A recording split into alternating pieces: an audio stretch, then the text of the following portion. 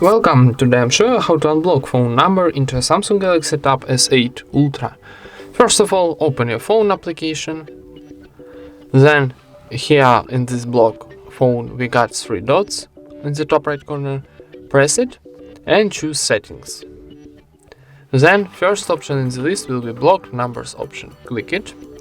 And here you find all blocked numbers. So for unblocking, click here on the minus to unblock your phone.